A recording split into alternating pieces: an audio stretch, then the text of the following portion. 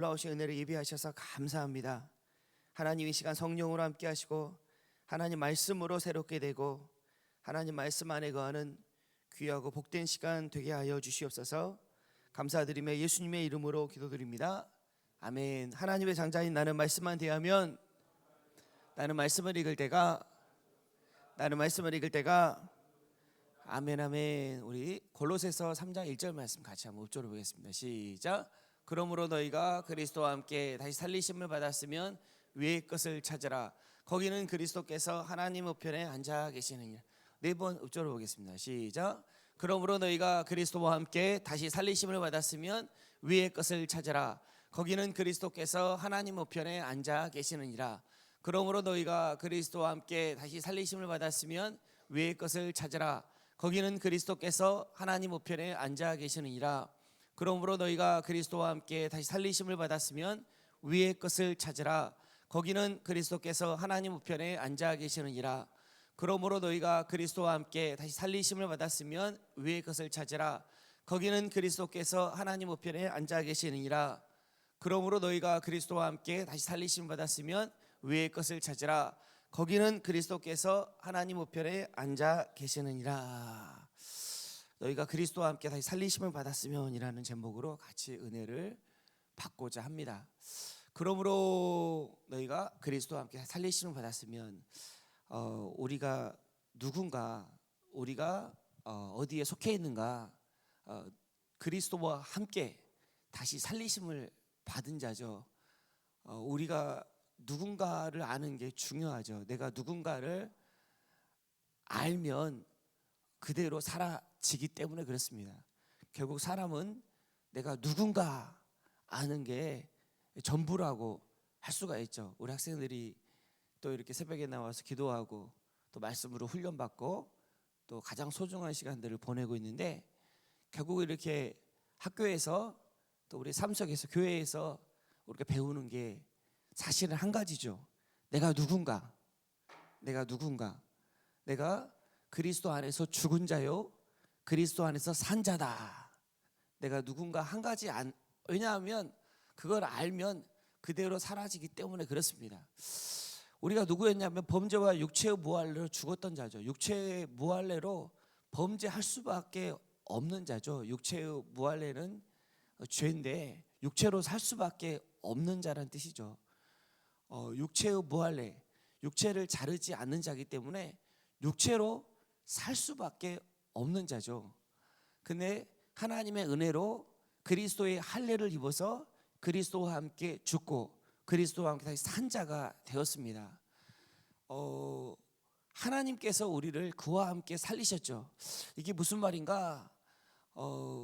통치자들과 권세자들을 무장해제 시키신 거죠. 우리를 정죄하고 육체대로 우리를 판단하고 육체대로 육체의 생각을 따라 살 수밖에 없는 우리들, 그 율법 앞에 그 통치자들과 권세자들의 무기가 율법인데 잘했냐 못했냐, 그걸 가지고 이제 우리를 참소하고 정죄하는 거죠. 한 명도 그 앞에 설 자가 없습니다. 잘했냐 못했냐 그래 버리면 한 명도 하나님 앞에 설 자가 없죠. 누가 하나님 앞에 내가 잘했습니다 라고 이야기할 자가 누가 있겠습니까? 내가 흠이 없습니다 라고 이야기할 자가 누가 있겠습니까? 내가 하나님 앞에 책망할 것이 없습니다 라고 이야기할 자가 누가 있겠습니까? 한 명도 없는 거죠. 의인 없나니 한 명도 없다, 성경에 말씀하고 있는데, 그래서 이 통치자들과 권세자들, 사실은 사탄 마귀죠. 세상이고 우리를 정죄하는데 그들의 근거가 율법이고 행위입니다. 행위. 잘했냐 못했냐.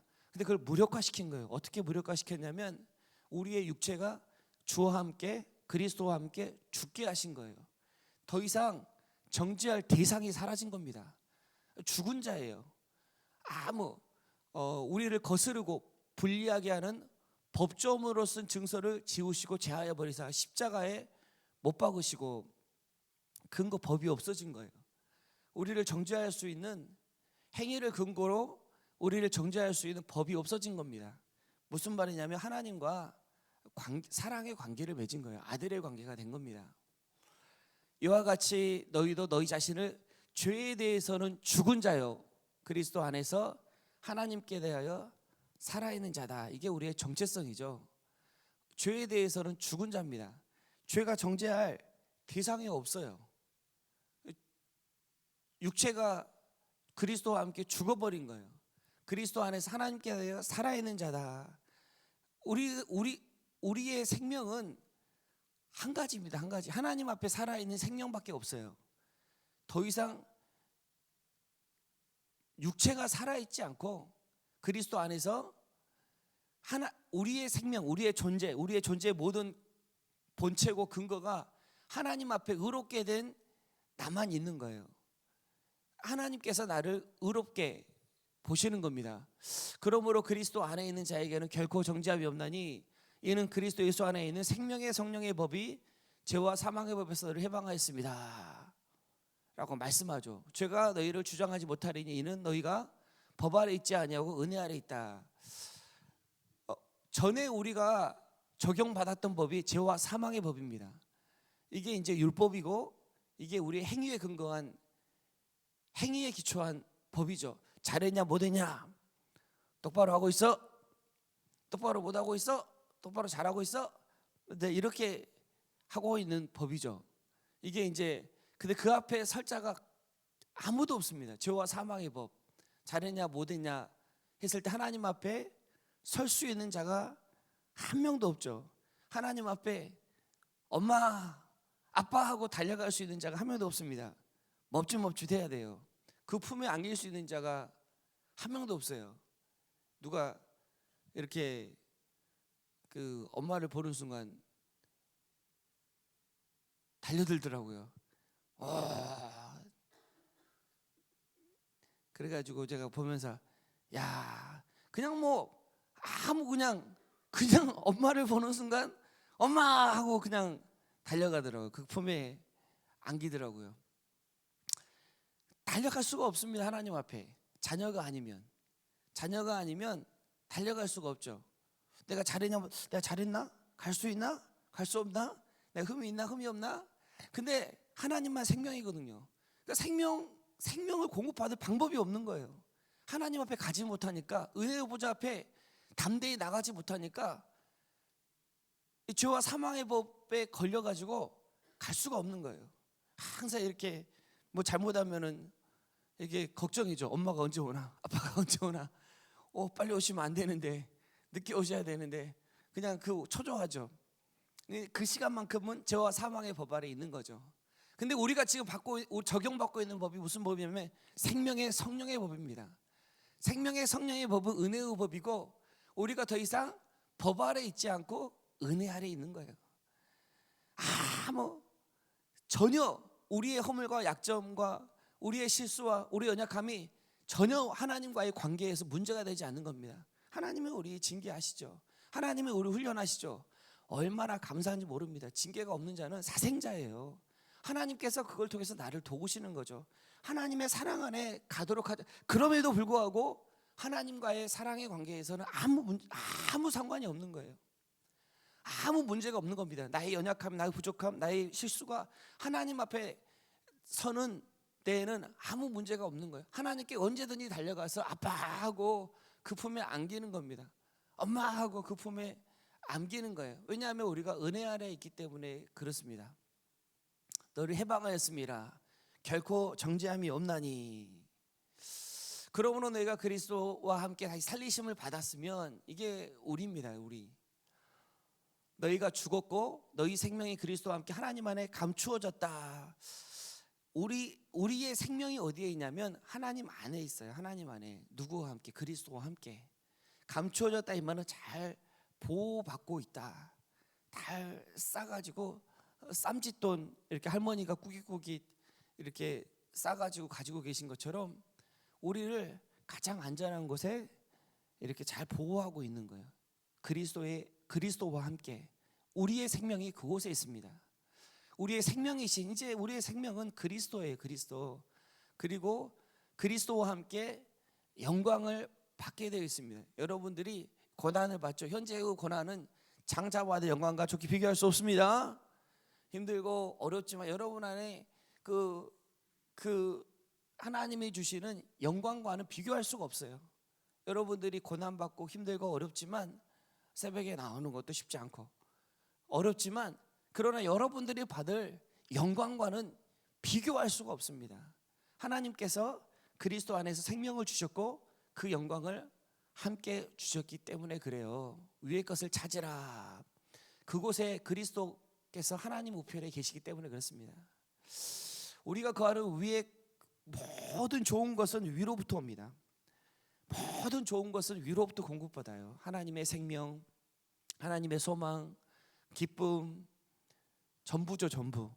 우리의 전부가 매일 위로부터 공급받습니다. 특별히 하루 단위로 공급받아요. 만나가 하루 단위로 위로부터 내리듯이. 그래서 매일 새벽에 또 새벽에 못 나오면 매일 아침에 일어나면 하루 단위로 하나님의 은혜를 받아야 돼요. 계속 이렇게 공급을 받아요. 위로부터. 영원한 공급인데 영원한 공급을 또 하나님께서 매일매일 주시는 거예요. 매일매일. 그는 몸이 교회의 머리시라. 그가 근본이시요 온몸이 머리로 말미암아 마디와 힘줄로 공급함을 받고, 그래서 가장 좋은 것이, 가장 소중한 것이 위로부터 공급받는데 특별히 머리 대신 그리스도로부터 옵니다. 그래서 그 그리스도로부터 계속 마디와 힘줄로 공급을 받아요. 하나님의 은혜가 공급을 받습니다. 위의 것을 찾으라 이 말은 하나님의 사랑 안에 거하라 이 말씀이에요. 오늘도 하나님의 사랑 안에 거하길 주님의 이름으로 축복합니다. 집을 짓는 방법이 있어요. 사람들은 다 집을 짓는데 모래 위에 집을 짓고 또는 반석 위에 집을 짓습니다. 모래 위에 집을 짓는 건 행위예요. 행위. 보이는 것. 율법 위에 자기의 집을 지어요. 자기의 존재를 사람들은 다 세워놓습니다. 어디에 세워놓냐면 내가 많이 가졌냐 못 가졌냐, 내가 잘하고 있느냐 못하고 있느냐, 그 위에 딱 세워놓습니다. 자기의 존재를. 다른 사람들에게 인기가 있느냐 없느냐, 다른 사람들이 나를 좋아하느냐 좋아하지 않느냐, 옆에 친구가 있느냐 없느냐, 또 그런 것들로, 보이는 것들로 자기의 존재를 다 세워놔요. 그런 것들은 다 모래 위에 집을 짓는 겁니다. 보이는 것들은 결국은 사라질 것들이죠. 썩어 없어질 것들입니다. 그게 모래 위에 집을 짓는 거예요. 그래서 결국은 없어지는 겁니다. 그러나 반석 위에 집을 짓는 사람들이 있어요. 너희는, 성경에서 계속 이야기하죠. 너희는 그리스도 안에서 다시 살리심 받은 자다. 반석 위에 집을 짓는 자들은 믿음 위에 집을 짓습니다. 보이지 않지만 영원하신 하나님의 사랑의 집을 지어요. 은혜 위에 집을 지어요. 그 기초가 반석이고 영원하기 때문에 그 삶이 영원하죠. 그 삶이 견고하죠. 왜냐하면 흔들리지 않는 것 위에 집을 지었기 때문에 안전하죠. 안전하고 하나님의 품 안에서 어떤 상황 속에서도 하나님의 은혜와 사랑을 누리게 되죠. 여러분들과 제가 오늘도 하나님의 사랑 안에 거하고 그 하나님의 크신 사랑 안에 집을 잘 짓기를 주님의 이름으로 축복합니다. 그러므로 너희가 그리스도와 함께 다시 살리심을 받았으면 위의 것을 찾으라. 이건 그의 사랑 안에 거하라. 그 말씀이에요. 그의 은혜 안에 거하라. 그의 머리 되심을 인정하고 누려라. 모든 충만이신 머리 되신 그리스도의 충만을 누려라. 그 충만으로 살아라 라는 말씀이에요. 오늘의 삶을 통해서 오늘의 삶을 하나님의 선하심 위에 세워놓는, 하나님의 선하심을 인정하고 오늘의 삶을 모든 것을 맡겨드리는 복된 날 되기를 주님의 이름으로 축복합니다. 자, 기도하겠습니다. 하나님 감사